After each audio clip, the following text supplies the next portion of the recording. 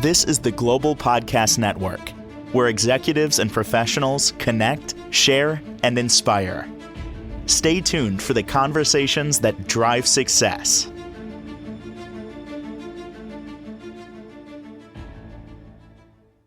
We've learned so much about the design process, the interior design process, and getting together with her on these podcasts, even latest trends, and really how to approach this from a room-by-room standpoint to make sure that you get the most out of your budget and get what you're really looking for.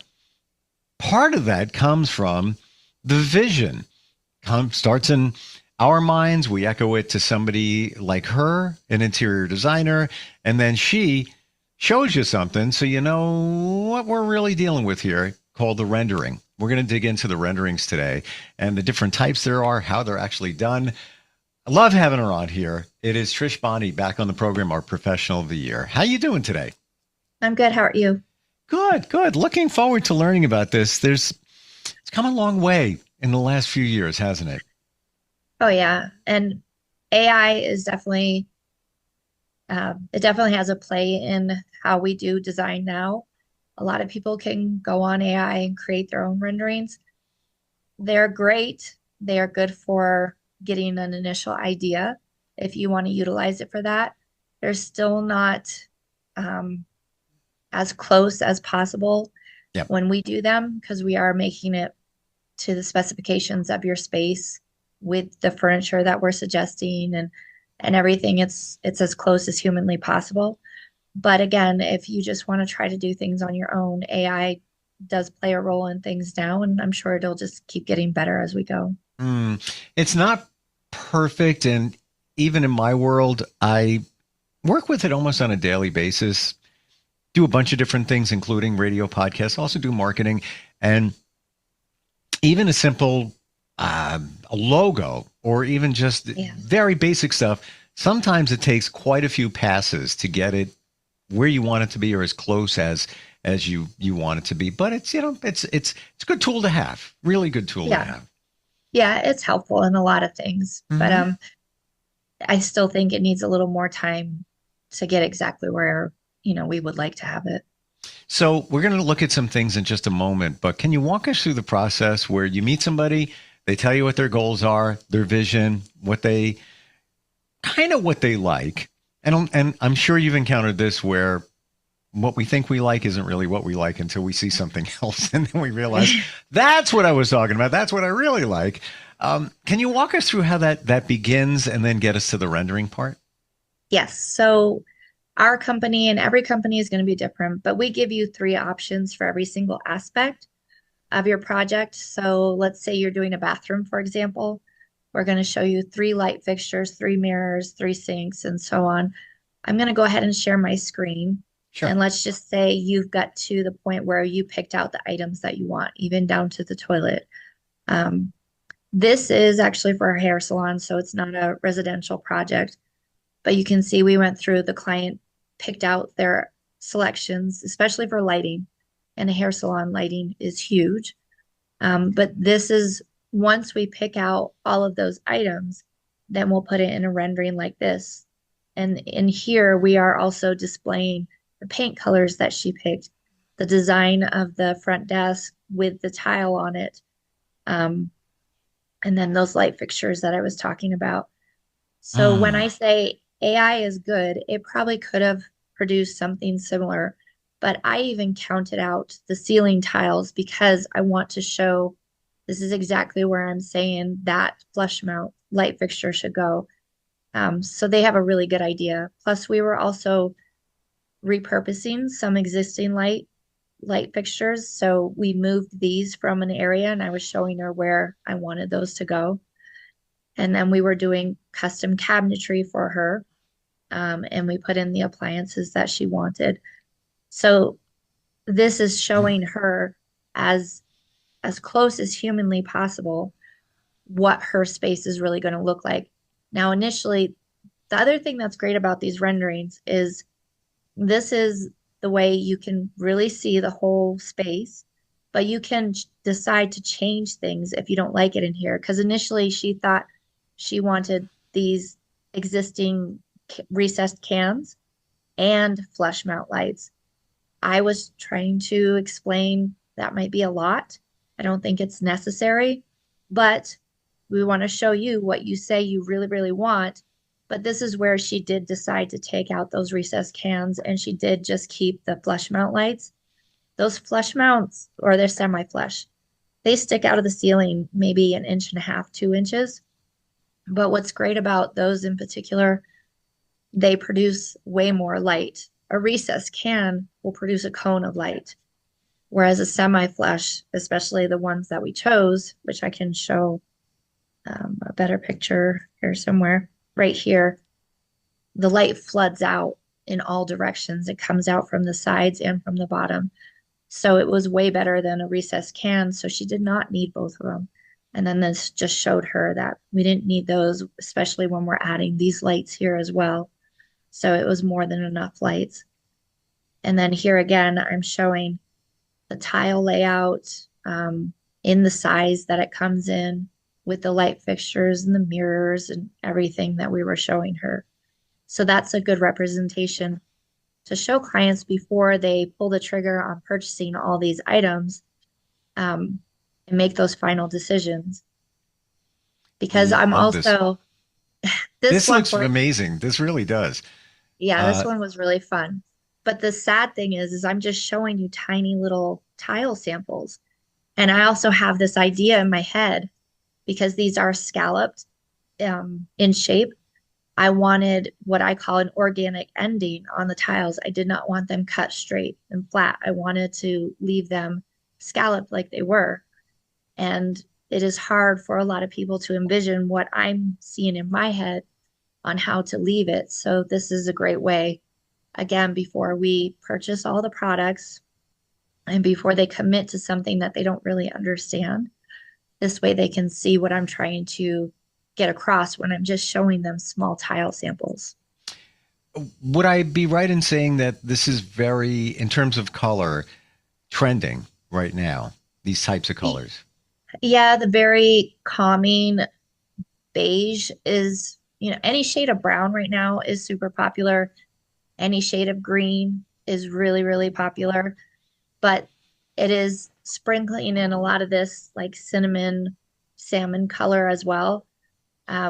We just came back from Las Vegas, and those three colors were everywhere, especially the green and browns. But there was a lot of this as well. But the green and brown is 100% what's very popular. So this room, for example, we designed this 2 years ago, but I kind of knew that brown was up and coming.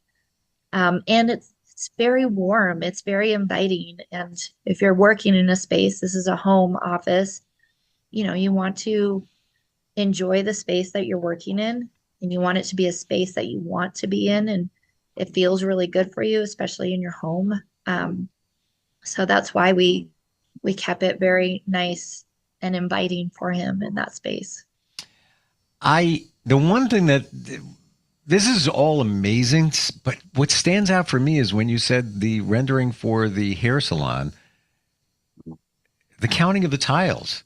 Like you could just press the button, spit out some AI. Yeah, this is giving you an idea, client, what it's going to look like, which should be fine. We got an idea, but no, you write down to exactly where that fixture is going to go. This is what makes you different. It's amazing. Yes, this shows the exact height of the ceiling, where the lights will be, where they're going to sit according to the mirrors, how high the mirrors are above the sinks and whatnot. So again, this is not only helpful for the clients themselves, but I don't always like to share them with the contractors because, for this one, an example, if they change their mind, he did change his mind about the door, but we didn't change the rendering because it's not really necessary to go through the process of changing some of these sometimes. And if the contractor builds off of a rendering, it could really mess things up. So we have to be very, very conscious of speaking with the contractors. These are not to be built off of. These are just, the idea. They were the initial idea. You need to go against the construction document sets but a lot of them do like to look at these, especially for this, for example. Yes, I drew it in 2D and whatnot, but um, they really wanted to see because, of course, everybody questioned, you sure you want to do this? But when they saw in the rendering, then everybody really understood what I was trying to get across. Or these guys that are hanging from the ceiling. It's hard to tell in this rendering because of the the view, but if you look right here, it is a slope ceiling. So I had to also take this and work with somebody to make those mirrors because I Mm. needed the portion that is to the ceiling, I needed it to be sloped. And that's one thing a lot of people don't understand when you're ordering light fixtures, especially if you're ordering like a pendant or a chandelier and you have a sloped ceiling or a ceiling fan. Those are even harder. You have to make sure that they are rated for a sloped ceiling. So we had to get Ooh, mechanisms that were rated for sloped ceilings.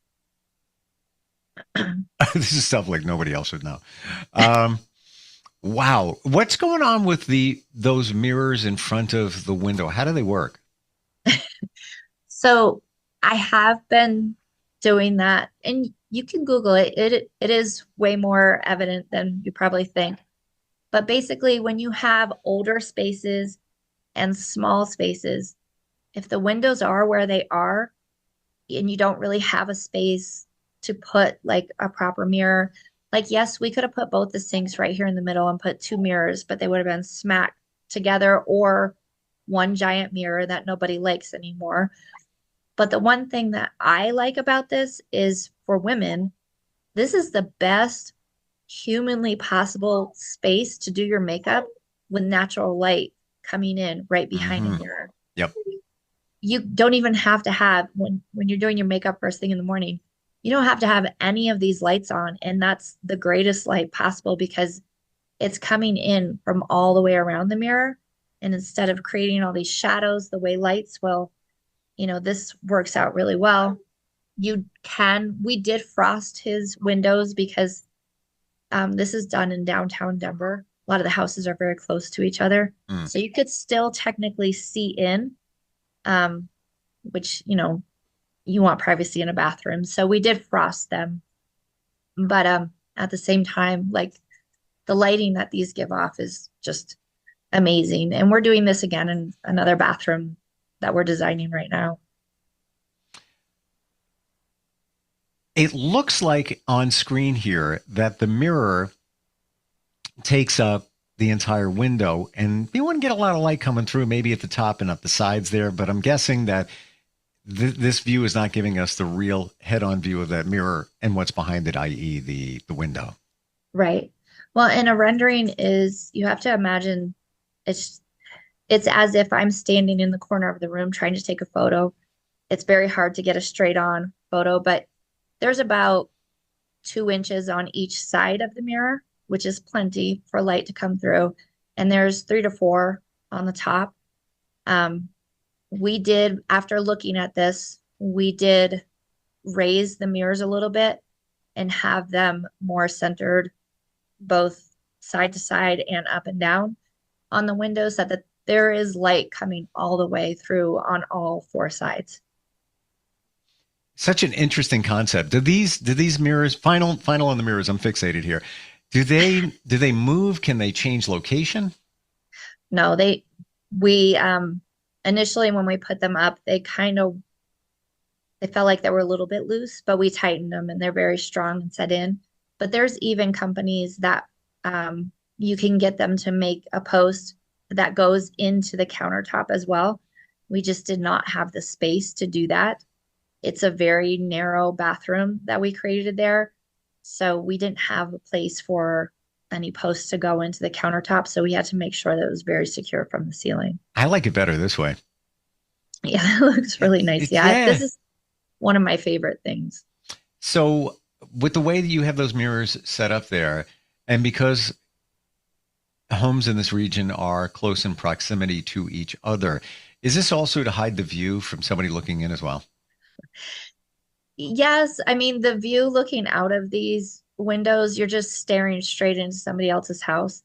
So Okay. There's really it's no not, view. There's really no view.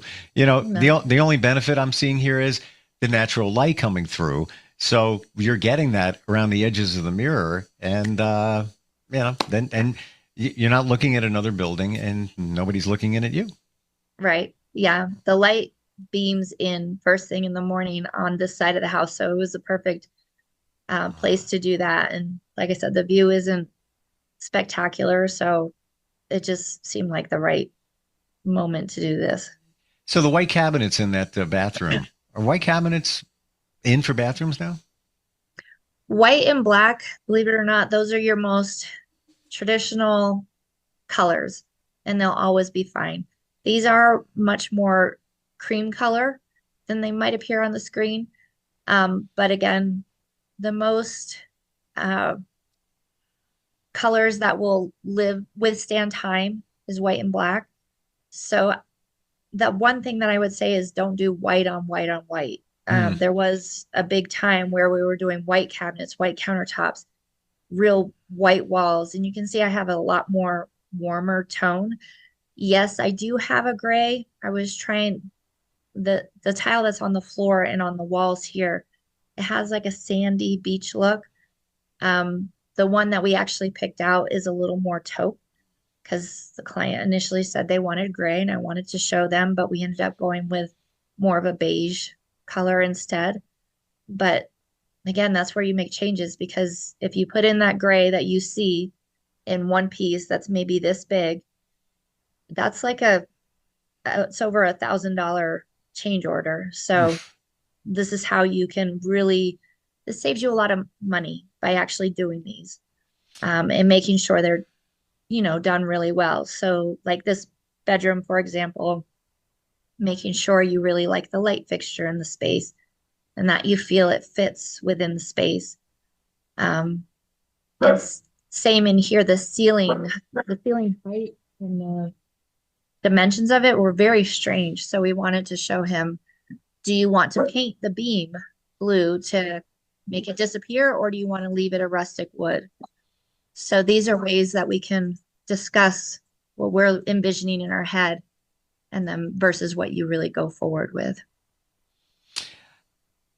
I'm hearing more and more about ceilings, dark ceilings being in now. And I try to envision what that looks like. Well, I'm seeing it here. This really works. It really looks great. And it looks like even on the light fixture that you also have that tone from the ceiling as well. Yeah, and we did the same thing in his office space. We Hmm. did, this is called, well, I wouldn't call this pure color saturation because you can see I have the white wainscoting. But what is really popular right now is your ceiling is the same color as your walls. So if your walls are like, say, a creamy white, instead of making the ceiling bright white and yelling it out that it's a ceiling, because there's some people that think it has to be the same white, it's literally called ceiling white or bright white. But again, it's hard to tell. We used a very popular white. It's called Soji white from Sherman-Williams, but we did the entire ceiling and walls in the same white.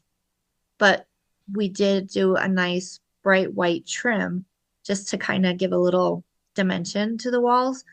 But now it is more popular just have the same color throughout the whole ceiling. And if that means I'm trying to find there's another one. We did the bedroom in a dark green. Um, a lot of people want to have blackout blinds or shades in their bedrooms. So why not just have a really dark and moody bedroom all the way? And he did decide that we did blackout drapery instead of, what we've shown here. But again, we try to show people like, here's your options. You can have where it's a little bit see-through, it's private, but it will let light in, or you can just have pure blackout.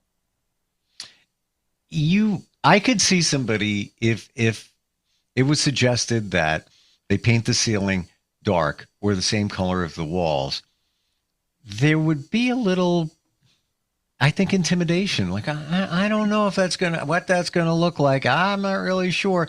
But when you see it, it's almost as if you get like enveloped in color. Like it's just Yeah. embracing you, and it's much warmer feeling than I ever thought. And that's not in the room. I'm looking at the rendering and feeling that.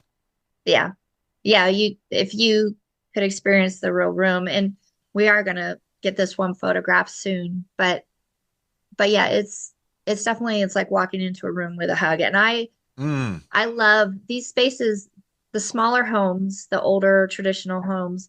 Like that was actually the norm back then. They were dark and moody, and um, there was a lot more ornateness than what we're used to, the past couple years. Past few years have been very minimalistic, Scandinavian. And again, if people love that, do what you prefer. But I would say the biggest trend right now is to do what actually, really makes you feel good in your home. And if you like dark and moody, then why not just go for it, all over? And the best place to do it is in the tiny little guest baths. mm. Because they're so small, why not have more fun in there? Um, and then in your bigger spaces, if you feel like it's too dark, you can still have more cozy feeling from darker furniture or darker cabinetry, and you can even it out. But this client in particular, like the bedrooms, for example, in his office space, they got more adventurous. And Mm. yes, it definitely helps when you can show in a rendering. This is actually the exterior of that same home. We are working on his landscaping now. Oh wow. So we are showing him, like, again, it is in downtown Denver. So there's like literally a house right there, and there's one right next to him on this side. So we're trying to show, how he can have a driveway. Right now he does not have a driveway. This is all ground at the moment. Um, and right now he's just on street parking. He has a garage in the back, but when he has guests, there's no place for them to park. And street parking is not fun in those areas, which I'm sure you're aware of in New York too. For sure. But we're also showing him, like, he wants to have that wellness area. So a hot sauna, cold plunge, um, changing room. So these are great to show because he was afraid like he wouldn't have any grassy area for a pet um, to run around in, whatever. So we even threw a dog in there to give him an idea of how much space Love he it. truly has. Now you can see this rendering is way different than the other ones. It does look more cartoony, but then we can run it through something and make it look more realistic. Wow. I didn't know that you also did outdoor living spaces. We don't do, we can. I typically only do like the hardscape, which Hmm. is like all the tile work and spaces like this. I don't do the plants. I'm not able to suggest the plants. I know what I would like to see there.